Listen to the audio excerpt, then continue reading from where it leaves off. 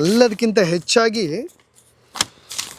ಇನ್ನೊಂದು ಅನುಮಾನ ವ್ಯಕ್ತವಾಗುತ್ತೆ. ಓಕೆ, ನಾನು ಸೌಜನ್ಯ ಆ ಹುಡುಗಿ ನನ್ನ ತಂಗಿ, ಆಕೆ ಖಂಡಿತವಾಗಿಯೂ ಆತ್ಮಕ್ಕಂತೂ ಶಾಂತಿ ಸಿಕ್ಕಿಲ್ಲ, ಇಲ್ಲೇ ಎಲ್ಲೋ ಸುತ್ತಾಡ್ತಾ ಇರ್ಬೋದು. ಆಕೆ ನಿಜಕ್ಕೂ ಮುಂದಿನ ಜನ್ಮ ಅಂತ ಏನಾದರೂ ಇದ್ದರೆ ಅಥವಾ ಈ ಆತ್ಮಗಳ ಮೇಲೆ ನಂಬಿಕೆ ಇದ್ದರೆ ಆಕೆ ಆತ್ಮ ಇಲ್ಲೆಲ್ಲೋ ಸುಳ್ದಾಡ್ತಾ ಇರ್ಬೋದು ಅಥವಾ ನನ್ನ ಮಾತುಗಳನ್ನು ಆಲಿಸ್ಕೊಳ್ತಾ ಇರ್ಬೋದು.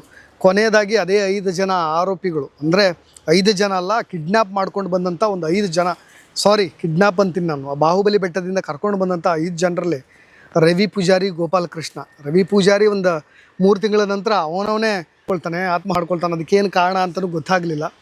ಅವತ್ತಿನ ಹಿಂದಿನ ದಿನ ಇದೇ ಸೌಜನ್ಯ ಅವರ ಸೋದರ ಮಾವನ ಜೊತೆಗೆ ಕಾಲಹರಣ ಮಾಡ್ತಾ ಇದ್ದಂತೆ. ಅದು ಗೊತ್ತಾಗಿ ಎಲ್ಲೋ ಸತ್ಯವನ್ನು ಒಪ್ಕೊಂಡಿರ್ಬೋದು ಅಂತ ಹೇಳಿ ಕೆಲವೊಬ್ಬರು ಆತನನ್ನು ಮುಗಿಸಿರಬಹುದು ಅನ್ನೋ ಸಾಧ್ಯತೆಗಳ ಬಗ್ಗೆ ಅನೇಕರು ಹಲವು ಅನುಮಾನಗಳನ್ನು ವ್ಯಕ್ತಪಡಿಸ್ತಾರೆ. ಇನ್ನೊಂದು ಗೋಪಾಲ ಕೃಷ್ಣ ಅನಾರೋಗ್ಯದಿಂದ ಇಡೋದು. ನಾನು ಹೇಳ್ತಾ ಇರೋದು ನೋಡಿ, ಈ ಕೇಸ್ನಲ್ಲಿ ಯಾರೆಲ್ಲ ಹೈ ವಿಟ್ನೆಸ್ ಆಗಿದ್ರೋ ಅವರೆಲ್ಲರೂ ಕೂಡ ಈ ರೀತಿಯಾಗಿ ಸಾಪ್ತಾ ಹೋಗೋದು. ಅದಕ್ಕೇನು ಕಾರಣ ಇರ್ಬೋದು? ಕೊನೆಯದಾಗಿ ನಮಗಿದೆ ಎಲ್ಲವೂ ಕೂಡ ಅನುಮಾನಗಳಾಗಿ ಉಳಿಯೋದು.